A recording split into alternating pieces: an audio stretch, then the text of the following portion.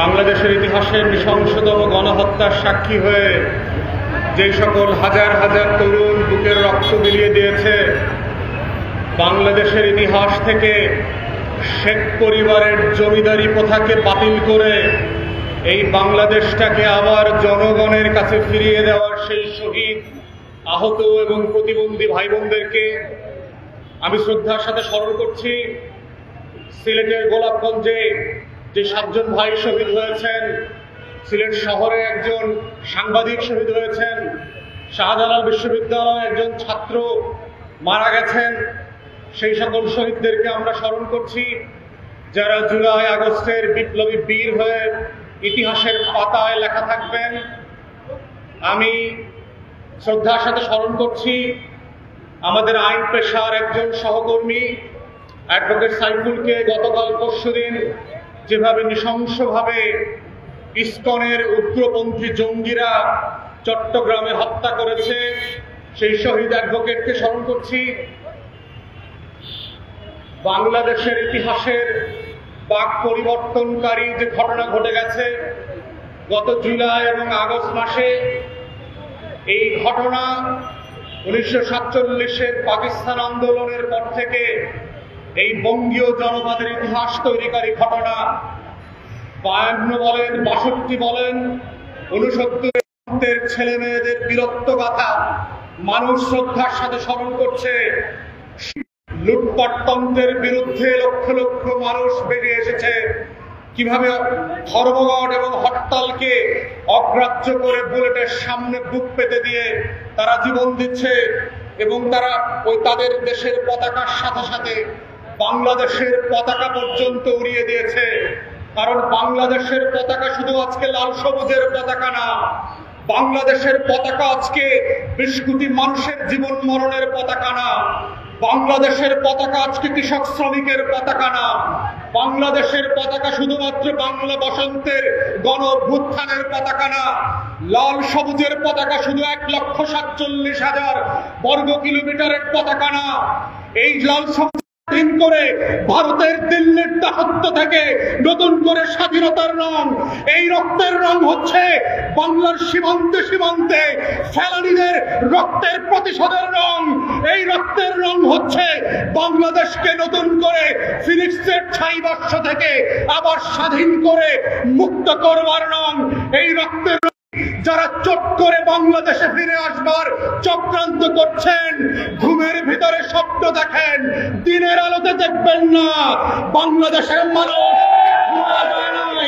20 কোটি মানুষের রক্ত থাকতে আবু সাইদ মুগ্ধরা আবার নতুন করে সাইফুল হয়ে ফিরে আসবে, নতুন করে নফিয়ান হয়ে ফিরে আসবে, সিলেটের শহীদদের মতো করে, শাহজালালের মতো করে আবার ফিরে আসবে, আবার শত্রুর বিরুদ্ধে লড়াই করবে, আবার এই দেশকে স্বাধীন রাখবার যে সৈনিক, সেই সৈনিক আকারে আবার জেগে উঠবে। তাই আমাদের শত্রুদেরকে হুঁশিয়ার করছি, সীমান্তের ওই পারে থাকেন, অবরোধ করব। যুদ্ধের বদলে যুদ্ধে হবে, রক্তের বদলে রক্তের ফয়সালা হবে। লাল সবুজের পতাকার সাথে কোন গাদ্দারি বেঈমানি আমরা মেনে নেই নাই। নমরুদের বিরুদ্ধে, ফেরাউনের বিরুদ্ধে, শেখ বংশের জমিদারের বিরুদ্ধে আমরা যেভাবে লড়াই করেছি, এই লড়াই চলছে এবং চলবে ইনশাআল্লাহ। প্রিয় সিলেটবাসী, এবি পার্টির রাজনীতি হচ্ছে বাংলাদেশের লাল সবুজের পতাকাকে সমুন্নত রাখার রাজনীতি। এবি পার্টির রাজনীতি হচ্ছে সেবা এবং সমস্যা সমাধানের রাজনীতি। যেই রাজনীতি নিয়ে আমরা বারবার বলেছি, এই রাজনীতি শুধুমাত্র ফ্যাসিবাদী শেখ পরিবার এবং আওয়ামী লীগকে বিতাড়িত করবার মধ্য দিয়ে শেষ হয় নাই।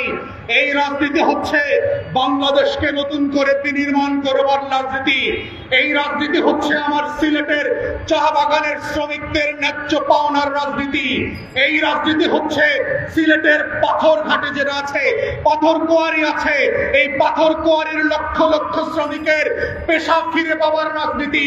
এবি পার্টির রাজনীতি হচ্ছে পরিবেশ এবং প্রযুক্তি বান্ধব নতুন করে এই পাথর কোয়ারিকে শিল্পাঞ্চল বানানোর রাজনীতি।